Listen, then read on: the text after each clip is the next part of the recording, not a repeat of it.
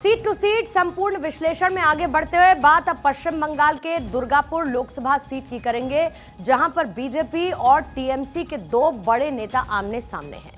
BJP ने यहां पर अब सबसे फार ब्रांड नेता दिलीप घोष को मैदान में उतारा तो बंगाल की सत्ता में काबिज ममता बनर्जी की पार्टी से विश्व कप विजेता टीम का हिस्सा रहे कीर्ति आजाद पर भरोसा जताया गया। दोनों ही पार्टियों का भरोसा कितना सही साबित होगा, ये 4 तारीख को यानी कि नतीजों वाले दिन पता चलेगा। लेकिन इस वक्त दुर्गापुर लोकसभा सीट का समीकरण क्या है, पहले एक रिपोर्ट के जरिए आपको दिखा देते हैं।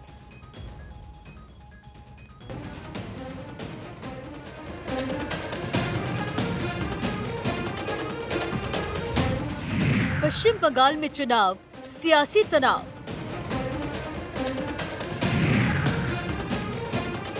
बीजेपी टीएमसी में युद्ध, दुर्गापुर में हंगामा फुल।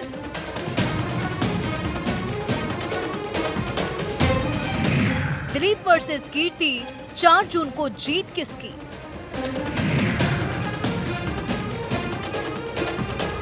पश्चिम बंगाल का वर्धमान दुर्गापुर लोकसभा सीट देश के 543 और सूबे के 42 लोकसभा निर्वाचन क्षेत्रों में से एक है। दुर्गापुर कोलकाता और आसनसोल के बाद यह राज्य का तीसरा सबसे बड़ा शहर है। दावा किया जाता है कि दुर्गापुर चंडीगढ़ के बाद दूसरा शहर है जो व्यवस्थित रूप से बसा हुआ है। इस शहर की गिनती देश के सबसे तेजी से विकसित हो रहे शहरों में होती है। पर्यटन के लिहाज से भी यह शहर बहुत खास है। दुर्गापुर इस्पात उद्योग और शैक्षणिक संस्थानों में खासकर एनआईटी के लिए जाना जाता है। वर्धमान दुर्गापुर लोकसभा सीट 2008 में हुए परिसीमन के बाद अस्तित्व में आया है। वर्धमान और दुर्गापुर दोनों शहर और इन दोनों जिलों के गांवों को मिलाकर यह लोकसभा क्षेत्र बनाया गया है।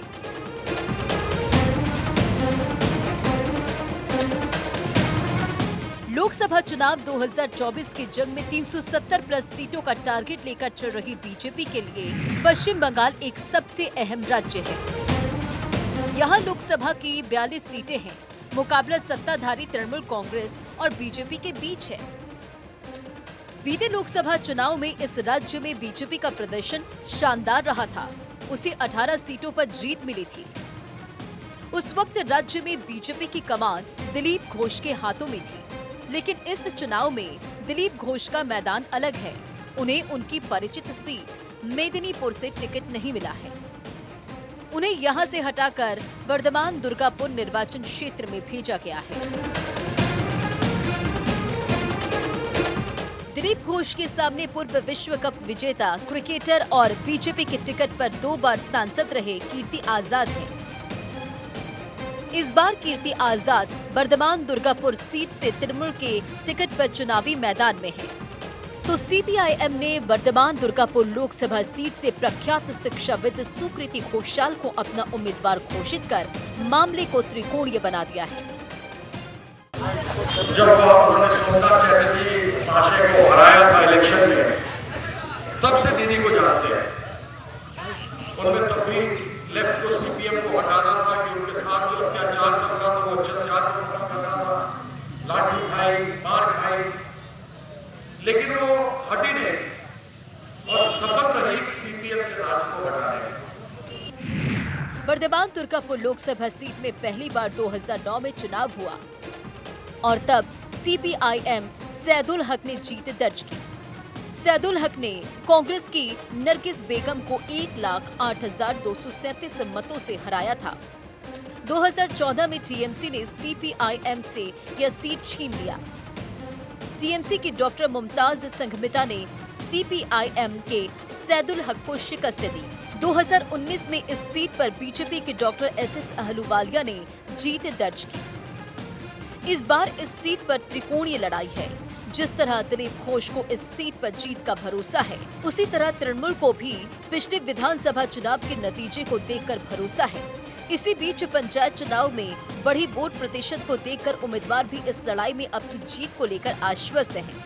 चुनावी कुरुक्षेत्र की लड़ाई में मौखिक लड़ाई के दौरान तृणमूल प्रार्थी कीर्ति आजाद ने दिलीप घोष को 0 रन पर बोल्ड करने की चेतावनी दी।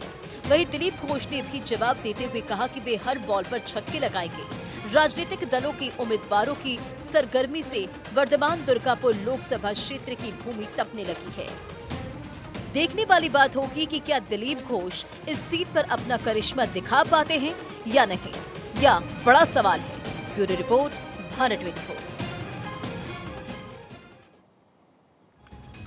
और वैसे भी इस बार पश्चिम बंगाल साख का विषय बना है, फिर चाहे बीजेपी हो या फिर टीएमसी हो। लेकिन दुर्गापुर के इस रण में बीजेपी की तरफ से दिलीप घोष को उतारा गया है, तो तृणमूल कांग्रेस यानी कि ममता बनर्जी की पार्टी ने कीर्ति आजाद को टिकट दिया और सीपीआईएम ने सुकृति घोषाल को दुर्गापुर से उतारकर मामले को त्रिकोणीय रंग दे दिया है। लोकसभा सीट के बारे में आपको बताएं, इस बर्धमान दुर्गापुर लोकसभा क्षेत्र के अंतर्गत 7 विधानसभा सीटें आती हैं, जिसमें बर्धमान उत्तर, बर्धमान दक्षिण है, इसके साथ ही भातर है, मुंटेश्वर है, गलसी, दुर्गापुर पूर्वा और दुर्गापुर पश्चिम इसमें शामिल है।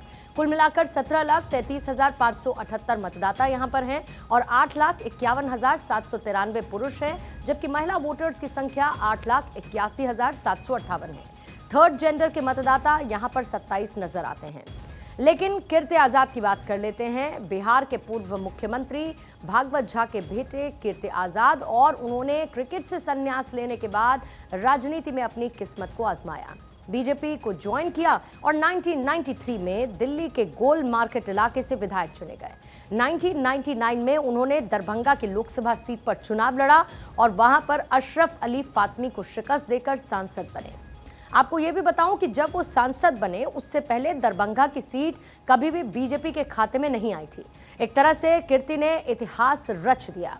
दरभंगा से 3 बार सांसद बनने के बाद कीर्ति आजाद कांग्रेस में शामिल हो गए और इसके बाद कांग्रेस का दामन छोड़कर वो टीएमसी में शामिल हो गए। भारतीय जनता पार्टी से साल 2015 में निलंबित होते ही कीर्ति फिर से बिफर पड़े। दुर्गापुर लोकसभा सीट के समीकरण की अगर मैं बात करूं तो 17,32,431 मतदाता हैं, जिसमें एससी 24.5% हैं, तो एसटी वोटर्स 5.6% है और इस क्षेत्र में मुस्लिम 18.4% है मुस्लिम वोटर्स। दुर्गापुर लोकसभा सीट शहरी और ग्रामीण आबादी को मिलाकर बनी। शहरी आबादी यहां पर 54.1% है, तो ग्रामीण आबादी 45.9% है। ये अपनी हिस्सेदारी कुछ इसी तरीके से दर्ज करते हैं। और दुर्गापुर की जनता के मन में क्या कुछ चल रहा है, आपको वो भी सुनवाते।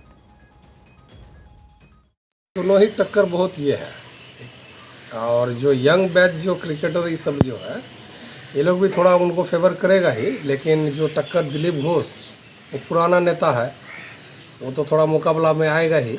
और लेकिन टक्कर है दोनों का ही। अब थोड़ा बहुत 19-20 कौन आगे बक्सा खोलने के बाद में जो निकले। दिलीप घोष एक ऐसा शख्सियत है जो जब भी बोलते हैं तो मीडिया में उसका सुर्खी बन जाता है, तो उनका एक पहचान है अपना। और उसी तरफ अगर आप देखें तो कीर्ति आज़ाद भी उनसे किसी तरह से कम नहीं, तो वहाँ दोनों में कांटे की टक्कर होगी। और अंत में 4 जून को जो रिजल्ट आने वाला है उससे पता चलेगा कि आखिरी हंसी कौन हंसते हैं।